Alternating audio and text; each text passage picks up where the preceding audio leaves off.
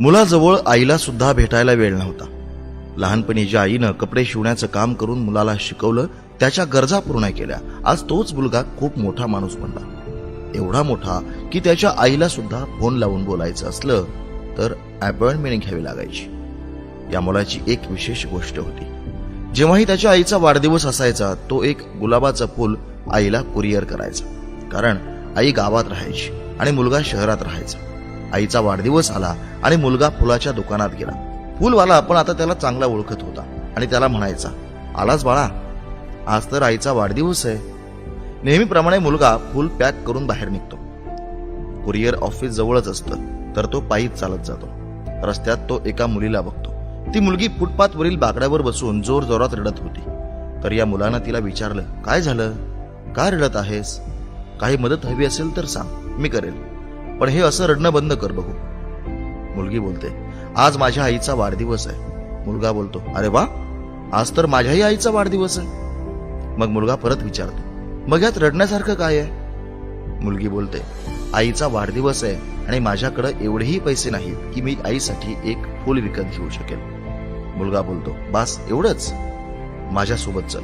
मुलगा तिला फुलाच्या दुकानात घेऊन जातो आणि महागातलं फूल विकत घेऊन तिला देतो. ती मुलगी त्याला बोलते, तुम्ही मला माझ्या आईजवळ सोडू शकता का? कारण माझ्याकडे ऑटो करण्यासाठी पण पैसे नाही. तर तो मुलगा त्या मुलीसोबत ऑटो रिक्षात निघून जातो. थोड्या अंतरावर ती जागा येते आणि जसे हे दोघे गेटमध्ये येतात, मुलगा त्याची शुद्धच हरवतो.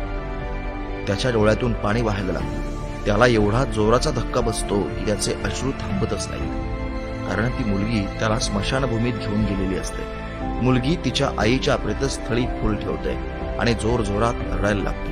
हे सगळं बघून तो मुलगा जीवनातला सर्वात मोठा धक्का खातो. मुलानं जे फूल त्याच्या आईसाठी घेतलेलं असतं, तो ते फूल त्या मुलीच्या आईच्या प्रेतस्थळी ठेवतो. मुलाला हे समजून जातं की त्याची जी त्याच्या आईसोबतची वागणूक आहे, ती आईला जिवंतपणेच मारल्यापेक्षा काही कमी नाही. यानंतर त्या मुलीला थोडे पैसे देऊन तिला तिच्या घरी सोडून मुलगा परत त्या फुलाच्या दुकानात जाऊन फुलांचा एक मोठा गुच्छ घेतो. आणि यावेळी कुरिअर नाही तर गाडी घेऊन तो स्वतः ताबडतोब आईला भेटण्यासाठी निघतो. काही तासानंतर तो गावी पोहोचतो आणि आईला खूप मोठं सरप्राईज देतो. आईच्या आनंदाचा काही ठिकाणा नव्हता. ती भावूक झाली, मुलाला मिठी मारून रडायला लागली आणि बोलली, बाळा, मला ना हे फुलांचा गुच्छ पाहिजे ना फूल. मला फक्त माझ्या मुलाचा स्पर्श पाहिजे. मला माझा मुलगा पाहिजे. मुलगा त्याच्या कंपनीमध्ये फोन लावतो आणि सांगतो, महत्वाच्या कामामुळे मी 7 दिवस बाहेर आहे, यामुळं ऑफिसला येऊ शकणार नाही. हे ऐकून तर आईला जीवनातलं सगळं सुख मिळालं. 7 दिवसानंतर मुलगा पुन्हा ऑफिससाठी निघतो. पण यावेळी तो आईला वचन देतो की तो प्रत्येक रविवारी गावी येईल आणि आपल्या आईच्या हातचं बनलेलं जेवण करेल. मित्रांनो, पैशाचा मोह आपल्याला खूप वेळा आपल्यापासून दूर करतो. आई वडिलांना महाग उपहार पाहिजे नसतात. त्यांना तर फक्त एवढंच पाहिजे असतं की त्यांच्या मुलांनी थोडा वेळ काढून त्यांच्यासोबत घालवावा.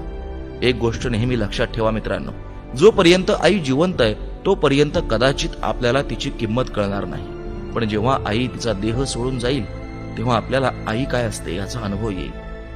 पण तोपर्यंत खूप उशीर झालेला असेल. म्हणून धक्क्यामुक्क्याच्या या जीवनातून काही वेळ आपल्या आई वडिलांसाठी काढण्याचा नक्कीच प्रयत्न करा. मित्रांनो, या गोष्टीबद्दल तुमचं काय मत आहे ते खाली कमेंट्स करून नक्की सांगा. व्हिडिओ आवडला असेल तर लाईक करा, शेअर करा. धन्यवाद.